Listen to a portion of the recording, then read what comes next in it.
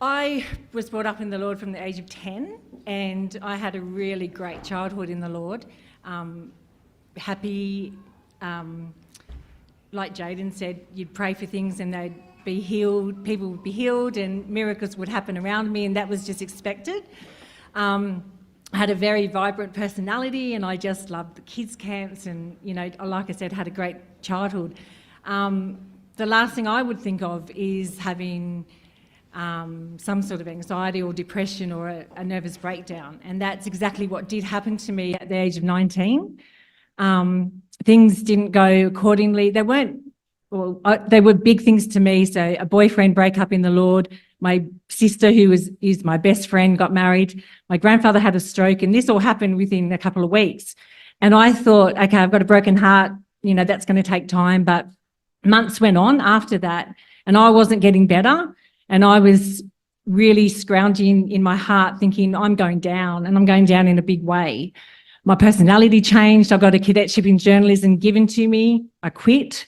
I went into anxiety, that went into depression, that went into deep depression, that went into a nervous breakdown. The condemnation then started. I shouldn't have this in the Lord. I shouldn't be depressed. I should be getting a healing. People prayed for me and it just didn't happen. And I really felt condemned. I felt like I can't go to meetings because of the young people. I'm not getting the healing. So the depression got worse. I then became suicidal. So this is a year into it. It got worse. I had to move out of mum and dad's house because mum got palsy of the face and from my stress, and I didn't care. I swore at my sister and I didn't care. So I got anorexic, and it just got worse, and I couldn't really take my life because I knew that I had the Spirit. So that was like, I wanted to commit suicide and I did try, but I knew the Lord stopped that several times. I had an amazing brother-in-law that took me in with my sister who just got married, and they took me in. I couldn't live with anybody. I felt like I was a burden to everybody. And he took me in and he counselled me every night. And poor things, they just got married and they've got this lunatic sister-in-law moving in with them. But he was so used of the Lord because, you know, I couldn't look at my mum because I'd really, she was going through a lot, just looking at her daughter disintegrate. And where was the Lord in all this? I got cranky and I just was like, okay, we're going to go and see a doctor and get on medication. And, you know, I ended up witnessing to the psychiatrist, and I walked out, I said, Mum, that was a lot of good. He didn't do me any good. I ended up witnessing to him, you know, and something that I don't really believe in anymore. Like, and the Lord was always with me. So turning point was 3 months sitting in front of the television day after day, watching the whole world go round, watching the family do all their work, sitting in the lounge room depressed, skinny, not eating, wanting to take my own life, not being able to pray, having the condemnation, going, I don't know what to do because I'm stuck. Lord, it was pouring with rain, and I said, Lord, if you're really there, like you do when you go to receive the Holy Spirit, I had to do that again. I had to humble myself because I had become quite hard about the Lord healing me. I thought, it's not going to happen. It's 2 years. Like it's just going to get worse. Lord, if you're really there, pick up the pieces and show me that you're there and start this healing. Well, a rainbow came through the window. It was pouring. And like, I know rainbows come, but they come at the end of the storm. Well, this was right in the middle of the thunderstorm, and that's the sign I needed. And that was the beginning of the recovery. And it was really hard because I thought, I'm going through this trial. I don't have to work hard to get through it. Well, I did. I had to humble myself. I had to get down on my knees again and say, Lord, I forget how to pray. I forget how to trust you. I don't know the meaning of love. That's been stripped away. You need to teach me that again. I can't even believe when people say they love you. I'd lost all my self-esteem, all my self-respect. And the Lord just took, you know, I was well on the way to recovering. And then I moved to England, and that was the best thing. I went to another fellowship over there, and it still took another 2 to 3 years to really recover.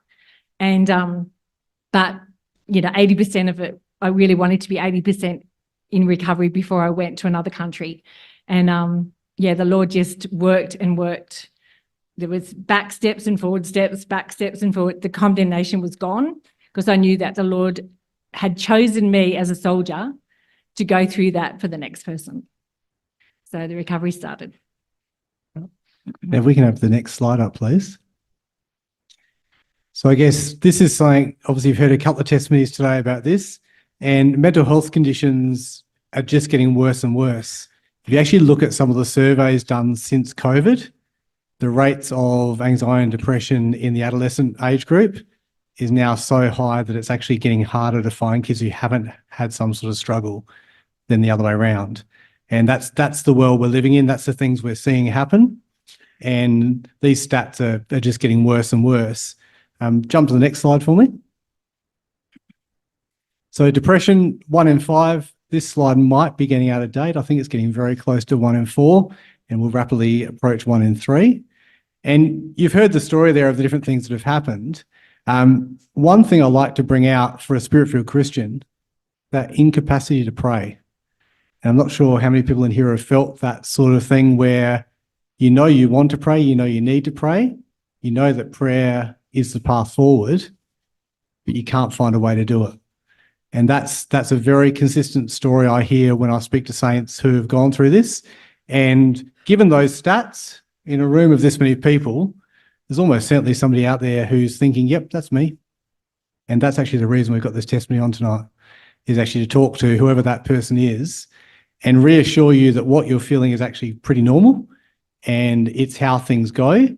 And there are options for you of how to help with that. Asking somebody else to pray for you, don't ask them to help in any other way, you just get them to pray for you. Or as Sally did, if you ask the Lord to prove himself, if you're spirit-filled, he's already proved himself once, and there's always something else the Lord is happy to do. He doesn't want us to guess. He wants us to know that he's there, and he wants us to know that he's available. So we're going to jump forward some 20 odd years from that point. So you've just heard a story of pretty deep, dark depression and things pretty hard and a fair bit of work, help from the Lord, help from the brothers and sisters, fair bit of work. But then you get to life's moving forward, married, kids, etc., etc. And can you take us from when you were 40? So had 2 children. They were 12 and 10, and had a surprise pregnancy at 40, 39, and cried for the first 6 weeks because I just went, oh my goodness, 40, pregnant. And had a really good pregnancy. I was 39 and the doctor said that I had all the right blood pressure, all the right tests, all the right scans, and you get into that high, what do you call it? High risk. Yeah. And so you have to go for all these scans all the time. And the doctor kept saying, I don't know why you're here. It's just like tick, tick, tick. And by that time we were all excited. We were having a little boy, and you've got morning sickness every day, like, 14 hours a day. But that was part of me being pregnant. And got to 38 weeks and 5 days, and I have to have Caesars because I couldn't naturally give because of a motorbike accident. And we got to the Friday and the last scan, and went in, and I was, as you imagine, quite big, and I was due to have the Caesar on the Tuesday, and the doctor's doing the scan, and he said, I'm so sorry, but there's no heartbeat. And my world came crashing down then for my kids and my husband and the life that we were expecting, and we had everything set up. And but my immediate thought was, here we go again. The doctor said that when I went through that nervous breakdown that it would happen again. I would go into another nervous breakdown at one point in my life. And I thought, here we go, like it's on, and I had to be strong for the kids and my husband, but I couldn't be. We had a beautiful boy and nothing was wrong with him. I spent $5,000 on tests to say, hey, it's your fault. You carried him wrongly or you ate something, and nothing was wrong. And the geneticist says, I see this all the time, and this There's times where there's nothing wrong.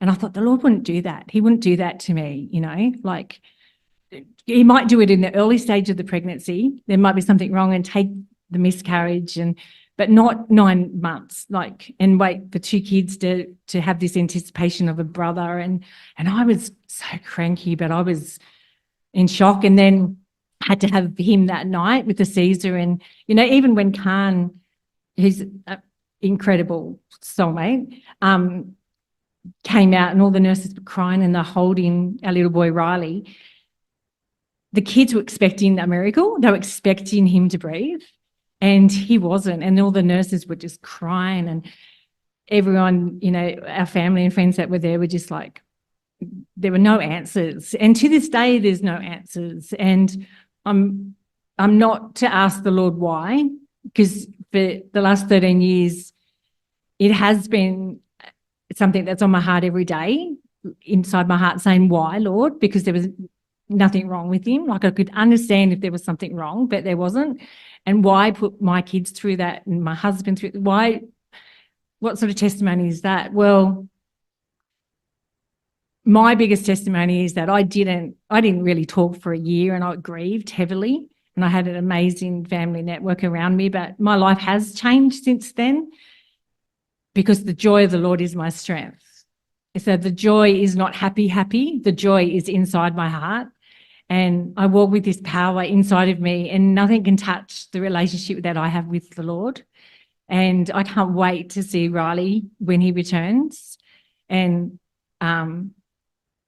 you know, I think my kids have watched my husband and I as a married couple pull together as a team. A lot of couples split when they lose a child, and the Lord really used Khan to be his soldier, because I wasn't a very good wife for a year, and I wasn't a mum. So the kids lost a brother and their mum. And the Lord just showed me, no, it wasn't another nervous breakdown. It was grief, and I will get you through every wave of the grief. And we've been through this before with that. Yes, that was different. This is now something that I didn't want to be a soldier for the Lord this time, but it didn't really have a choice. And I haven't really been used in 13 years with another mother that's lost her baby, but I have been used a lot with people that go through grief in the Lord. And the person might have died, you know, in a tragic accident, and it's like, why, Lord, why? It's because the Lord knows that this is not our life here on earth. Our life is to come. And it's not all, and it's good for people. It was good for my kids to know that life is not rosy in the Lord all the time. And when the things that happen to the people in the world, they happen to us just the same, except we've got this coping tool that is incredible. And doctors can't explain it, can you? Not very well, no. So you listen to that story and you hear somebody say, the joy of the Lord is my strength. And that's the same person who years before that couldn't find the strength to pray. And so I think often we shy away from talking about things that we're uncomfortable about, and we get a bit scared about giving the glory of the Lord for something that we'd rather didn't happen. But when we do that, we actually take away the power of the Lord. So in this situation, that's a pretty hard testimony to give. That's a terrible thing to go through. I've got some idea of what that feels like. We had a kid who, my youngest son, is still alive and has actually been fully healed by the power of the Lord, but he has been close to death a multitude of times. So I've got a degree of understanding, but nowhere near the understanding that you have. And for people listening to this story, you think, oh, I can't find much blessing in that. The blessing is in being able to get through something that people think, well, that's going to break you. Well, that's going to take you away from the Lord. That's going to change how you go. If you look in 1 Corinthians chapter 10, in verses 12 and 13, to paraphrase it, it really talks about when we think we're completely sorted, everything's settled, everything's right, if a temptation comes up, the Lord will also give us a way through it. And the temptations are those things that are common to man. And people do lose children. People have all sorts of things happen in their lives. And being able to give a testimony like this is very brave, to stand up in front of people, to sit down in front of people and talk about the fact that this has happened in my life. I would absolutely prefer it hadn't happened, but in the middle of something that everyone around me watching me was expecting this to break me, what it did was strengthen my relationship with the Lord. And I think for all of us who, I mean, there's probably very few people in this room who have nothing going on in their life that's causing any distress. We're not really a group of happy clappers where that's the way things work. There's usually something going on in life. And to know that it doesn't actually matter what it is that happens, the Lord is there, takes some of the pressure away of feeling like I've got to find a way through this. There's something I've got to do differently, or et cetera, et cetera. So the healing for me in that story is that you're here and that you have the strength to be able to stand up and give this story, which is something that is very hard to go through and there really isn't an answer to. There's nothing I could say and I actually have had this discussion as a doctor, as a very junior doctor, I've had this discussion and it's not a nice thing. And I, like all the nurses, was in tears. And that's how it works. So really the blessing of the Lord is in sustaining you.